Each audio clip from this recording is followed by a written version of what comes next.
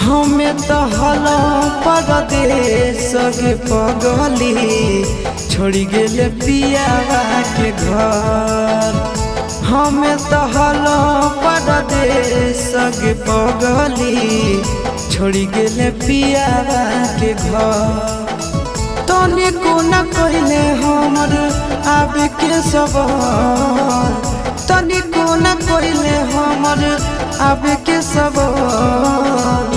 हमें तो हलो परदेश के पगली छोड़ी गेले पियावा के घर।